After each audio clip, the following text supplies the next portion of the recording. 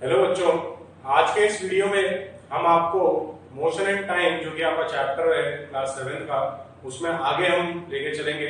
पिछली क्लास में आपने पिछले वीडियो में जो हमने देखा होगा उसमें आपने स्पीड के बारे में इंफॉर्मेशन ली थी, है ना। किसी ऑब्जेक्ट के स्लो या फास्ट होने के बारे में आपने बताया। ओके, अब यहाँ पर मैं कुछ मोशन के क्लासिफिकेशन कर रहा हूँ स्टूडेंट्स, है ना। मोशन के कैसे कैसे टाइप्स हो सकते हैं वो अपन देखते हैं। Okay, so now I'm writing the types of motion.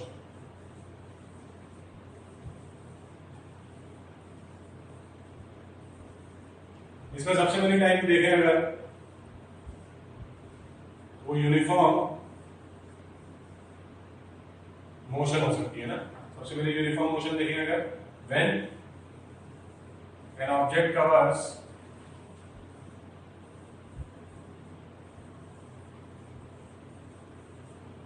equal distances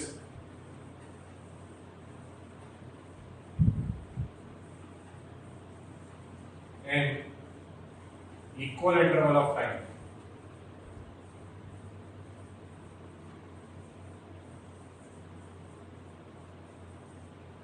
जब कोई ऑब्जेक्ट इक्वल डिस्टेंस कवर करे अगर इक्वल इंटरवल ऑफ टाइम में, तब अपन उसे क्या बोलते हैं कि वो यूनिफॉर्म मोशन में है। Okay, for example march past अगर आपने देखा हो, एक आर्मी जब मार्च कर रही होती है तब वो इक्वल डिस्टेंसेस सारे सोल्जर्स कवर करते हैं, एक यूनिफॉर्म मोशन में दिखता है ना। तो सोल्जर्स या ऐसे लिखें इसको,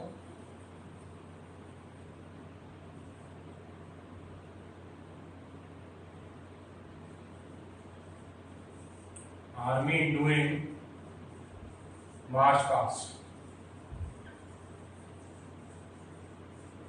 ओके, उसके अंदर सारे के सारे जितने भी सोल्जर्स होते हैं हमारे, वो एक ही स्पीड से चलते हैं, है ना। तो यूनिफॉर्म मोशन में अपन एक और खास बात क्या लिख सकते हैं कि इसके अंदर स्पीड जो होती है वो कांस्टेंट होती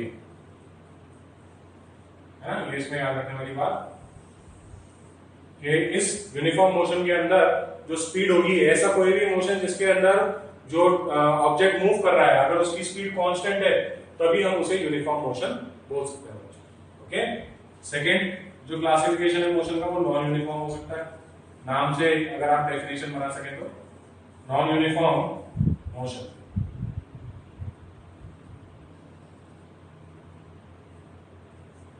नॉन यूनिफॉर्म का इसका क्या मतलब हो जाएगा, इसका अपोजिट, है ना। When an object covers unequal distances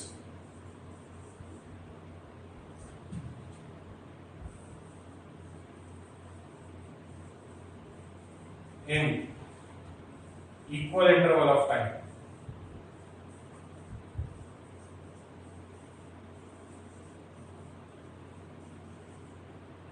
okay, यानी कि जब कोई ऑब्जेक्ट इस तरह से मोशन कर रहा हो कि वो अनइक्वल डिस्टेंस कवर करे इक्वल इंटरवल ऑफ टाइम में, जैसे 1 आवर के अंदर पहले वो चल रहा है 10 किलोमीटर, है ना, फिर 2 आवर्स में वो चल रहा है 25 किलोमीटर, 3 आवर्स में चल रहा है वो 100 किलोमीटर। ओके, इसका मतलब क्या हो गया कि इसमें ये इक्वल इंटरवल ऑफ टाइम में ये अनइक्वल डिस्टेंसेस ट्रैवल करेगा। ओके, तो इसकी जो स्पीड होगी बच्चों कांस्टेंट नहीं होगी। जो चीज कांस्टेंट नहीं होती उसको अपन वेरिएबल बोलते हैं। यहां पर इस मोशन में उसकी स्पीड कैसी हो जाएगी, वेरिएबल।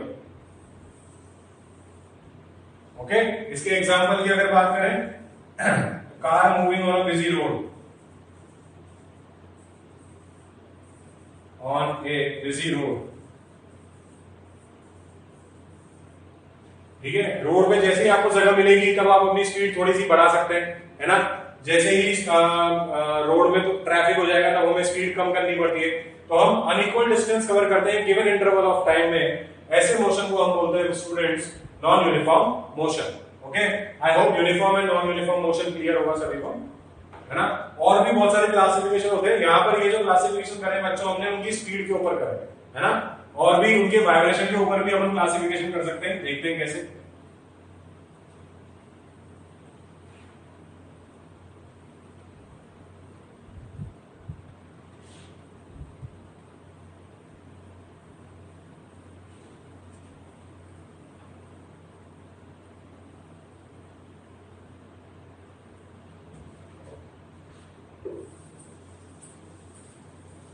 अभी हमने ऑब्जेक्ट की स्पीड के ऊपर मोशन को क्लासिफाई करा था कि अगर वो सेम स्पीड से चल रहा है तो हम उसे यूनिफॉर्म बोलेंगे, अगर वो वेरिएबल स्पीड से चल रहा है तो हम उसे नॉन यूनिफॉर्म बोलेंगे। ओके, एक और ऐसी क्लासिफिकेशन होती है बच्चों लीनियर मोशन, है ना। अब ऑब्जेक्ट के पाथ के ऊपर मोशन को रखा देता हूं, है ना, लीनियर क्योंकि मोशन की स्टडी कर रहे हैं। ओके, ऑब्जेक्ट के पाथ के ऊपर अब अपन क्लासिफाई कर रहे हैं। पहले ऑब्जेक्ट के स्पीड के ऊपर करा था हमने, अब ऑब्जेक्ट के पाथ के ऊपर, है ना। If an object moves in a straight line, अगर ऑब्जेक्ट स्ट्रेट लाइन में मूव करेगा तो उसे अपन लीनियर मोशन कहेंगे बच्चों, है ना। एग्जांपल बॉल या स्टोन, कोई भी चीज बेसिकली, है ना, जो कि किसी हाइट से नीचे गिर रही हो। Okay, ball drop from a height, किसी हाइट से बॉल को गिराया जाए, या जैसे अगर मैं इस मार्कर की कैप को नीचे गिराऊं तो ये भी एक स्ट्रेट लाइन में under the force of gravity move करेगी, इसे अपन लीनियर मोशन कहते हैं। ओके, फिर रोटेटरी मोशन,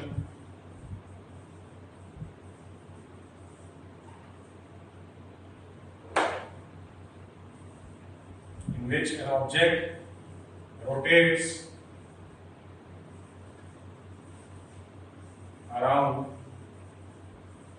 an axis, किसी एक्सिस के अराउंड कोई ऑब्जेक्ट रोटेट करता है। इसका एग्जांपल अगर अपन बात करें तो motion of a ceiling fan, है ना, सीलिंग फैन का जो मोशन है वो भी रोटेटरी होता है, तो उसकी प्लेट्स हैं वो रोटेटरी मोशन करती है। ओके, और रोटेशन ऑफ अर्थ रोटेशन, है ना, ये भी रोटेटरी मोशन है। ओके, फिर देखें अगर periodic motion,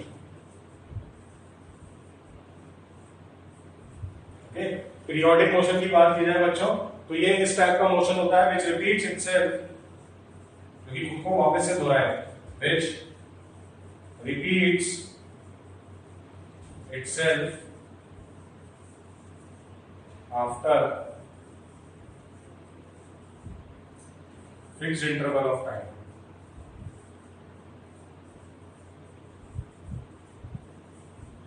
after fixed interval of time. Okay, ऐसा मोशन जो कि खुद को फिक्स इंटरवल ऑफ टाइम के बाद वापस से दोहराए, है ना। For example motion of earth around सन,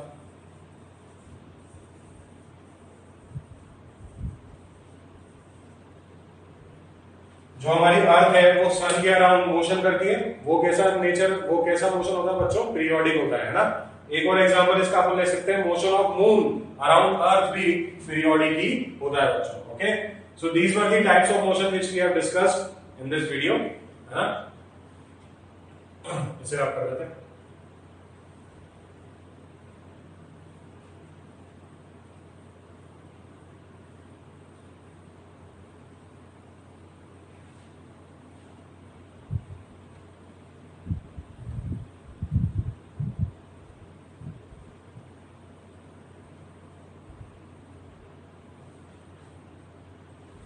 तो ये बच्चों हमने डिफरेंट टाइप्स ऑफ मोशन देखे, है ना। हमने स्पीड के बारे में पढ़ा प्रीवियस वीडियोस के अंदर। Now let us move to the second part of this chapter which is time, है ना। तो सबसे पहले बात करें हाउ टू मेजर टाइम। अभी हम लोग टाइम स्टार्ट करेंगे, है ना। मेजरमेंट ऑफ टाइम पढ़ते हैं सबसे पहले।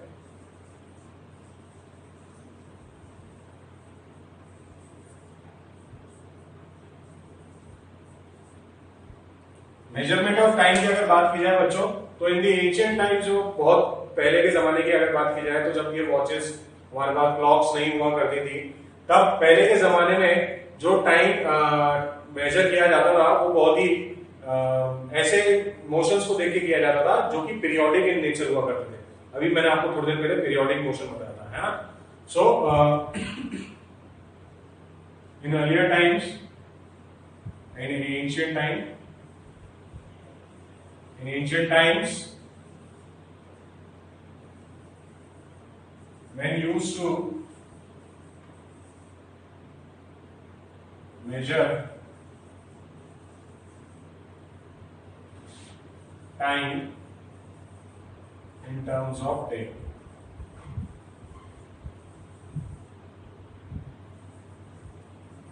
सोलर डे कहा जाता था इसको, है ना।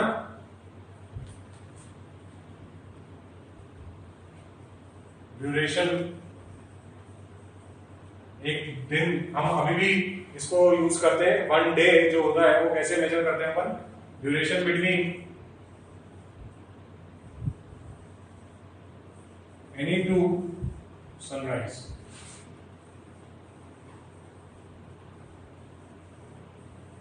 ओके, दो सनराइज के बीच में, जैसे आज जो सूर्योदय हुआ है, आज जो सनराइज हुआ है, उसके बाद जब सनराइज होगा तो उस दौरान जितना टाइम निकला होगा उसे अपन क्या बोलते हैं? One day.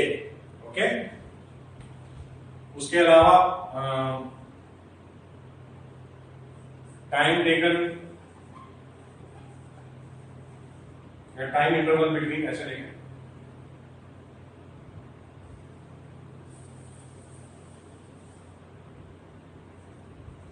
Time interval between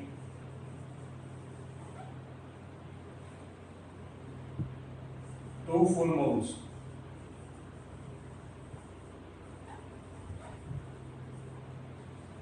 was called a lunar month, या सिंपल मंथ भी कहते हैं उसे, है ना, lunar month. Okay, full moon का मतलब पूर्णिमा का चांद, पूरा चांद जब दिखाई देता है ना, तब उसे जितने टाइम बाद वो वापस से रिपीट होता है ना, क्योंकि ये पीरियोडिक मोशन है इसका भी और इसका भी, तो जितने टाइम के बाद ये वापस से रिपीट होगा अपने आप को, उसको तो बोलते थे हम लूनर मंथ। और जितने टाइम बाद सनराइज वापस आता था उस दौरान में हम उसको बोलते थे one day. Okay students, so this was how measurement of time was done in the ancient times. पुराने जमाने में जब ये इतने टेक्नोलॉजी एडवांस नहीं हुई थी हमारी, तब हम इस तरीके से टाइम को मेजर करते थे बच्चों। ऑलराइट, फिर जैसे जैसे टेक्नोलॉजी एडवांस हुई वैसे वैसे हम जानते हैं कि टाइम को मेजर करने के बहुत सारे तरीके आपके पास आ गए, है ना। जैसे डे से कम अगर, है ना, आपको टाइम इंटरवल मेजर करना है जो कि वन डे से कम का है, एक दिन से कम, यानी कुछ आवर्स का ही है, तो उसके लिए यूजुअली हम क्लॉक्स यूज करते हैं ना। सभी ने देखी होगी क्लॉक्स भी। उन क्लॉक्स के अंदर भी बच्चों कंसेप्ट यही यूज किया जाता है ना। सिमिलर ही कंसेप्ट यूज किया जाता है जो कि अभी तक हम पढ़ता है। इन clocks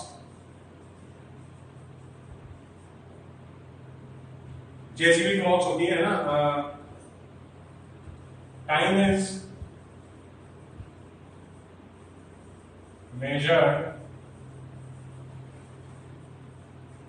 with the help of periodic motion.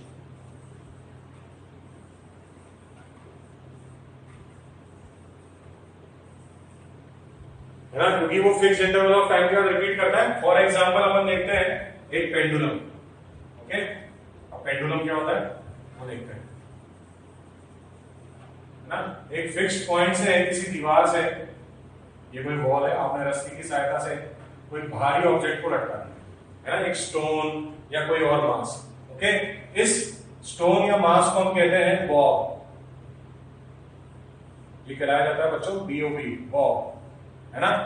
ये एक स्ट्रिंग्स की सहायता से, एक रस्सी की सहायता से एक वॉल से अटैच, है ना।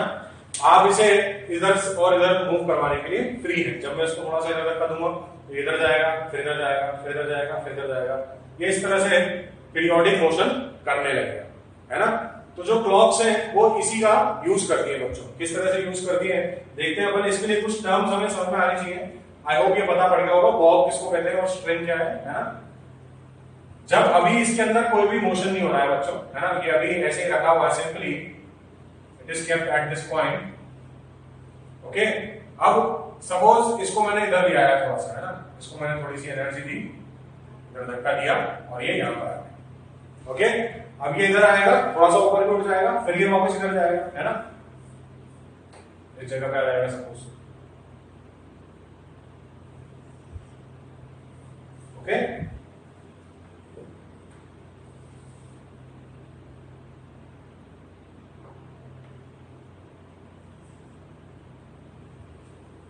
इस जगह पे, इस जगह पे इस तरह से ये इन 3 पॉइंट्स, इन 3 पोजीशन के बीच में ये मूव करेगा, है ना। ये वाला पॉइंट मैं मान लेता हूं ए है, ये वाला पॉइंट मैं मान लेता हूं बी है सपोज, और ये वाला पॉइंट जो है वो सी पॉइंट है ना। तो जो ए और बी है स्टूडेंट्स, उन्हें हम ए और सी, नॉट ए एंड बी, ए और सी जो है उन्हें हम एक्सट्रीम पोजीशन के नाम से जानते हैं, एक्सट्रीम पोजीशन, ओके। और जो बी पॉइंट है वो कहलाई जाती है हमारे लिए मीन पोजीशन,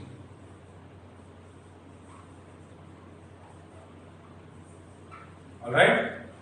तो ये बी तो क्या हो गई आपकी मीन पोजीशन, जब इस पेंडुलम पे कोई भी मोशन नहीं है ना, ये आराम से रुका हुआ है अपनी जगह पे, तो जिस जगह पे आके ये रुकता है वही पॉइंट या वही पोजीशन हमारी कहलाई जाती है मीन पोजीशन, है ना। अब यहां से ये सपोज इधर गया, तो जितना मैक्सिमम दूरी ये जा सकता है, जितनी मैक्सिमम दूरी पर ये जा सकता है ना, ये बी पॉइंट, ये ए पॉइंट और ये सी पॉइंट, इसी मैक्सिमम दूरी को ही अपन एक्सट्रीम पोजीशन कहते हैं कि इस पोजीशन से ये आगे मूव नहीं कर पाएगा। तो ये इस तरह से ये ऑसिलेशन अपनी करने लगता है, एक फिक्स इंटरवल ऑफ टाइम के बाद ये रिपीट करता है अपने आप को, ओके। तो जो पेंडुलम क्लॉक्स देखी होंगी अपन ने, अगर आपके घर में या कहीं पे आपने नोटिस करा हो, पेंडुलम क्लॉक्स होती है वो यूजुअली इसी इक्विपमेंट का यूज करती है जिसे हम पेंडुलम के नाम से जानते हैं बच्चों, है ना। The time taken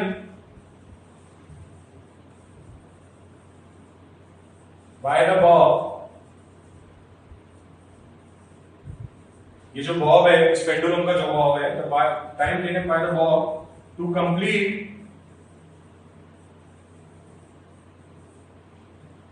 one vibration या ऑसिलेशन, कुछ भी बोल सकते हैं, है ना।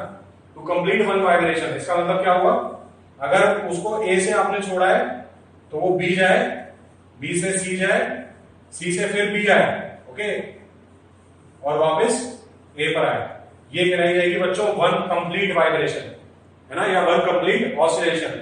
जिस पॉइंट से वह चालू हुआ है वहां से दूसरे एक्सट्रीम पॉइंट पे जाए और वापस लौट के आ जाए, तब अपन उसे वन कंप्लीट वाइब्रेशन कहेंगे, है ना। तो जितना टाइम उसे लगेगा यहां से यहां जाके वापस अपनी जगह पर आने में, वो ही उसका टाइम पीरियड कहलाया जाता है बच्चों, है ना। अब ये जो टाइम पीरियड होता है ये अपन इसका पेंडुलम का ये अपन एडजस्ट कर सकते हैं, है ना। अगर आपको टाइम पीरियड बढ़ाना है, इंक्रीज करना है, तो इसकी लेंथ को बढ़ा दो, है ना। इसकी लेंथ को इंक्रीज कर दोगे तो इसका टाइम पीरियड बढ़ जाएगा, इसकी लेंथ को डिक्रीज कर दोगे तो टाइम पीरियड कम हो जाएगा।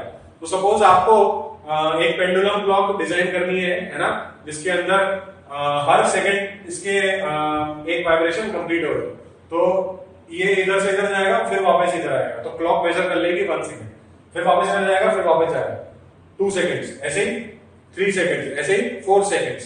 इस स्पेशल पेंडुलम को जिसका टाइम पीरियड 1 सेकंड होता है बच्चों, उसे हम सेकंड्स पेंडुलम के नाम से भी जानते हैं, okay. So this was about time and how to measure time. Time को कैसे मेजर किया जाता था हमने देखा, और अब हम कैसे इसको मेजर कर रहे हैं ये भी हमने देखा। कुल मिला के पीरियोडिक मोशन की ही मेजरमेंट से अपन टाइम को मेजर कर पाते हैं, ओके बच्चों। सो this was all about this video, thank you.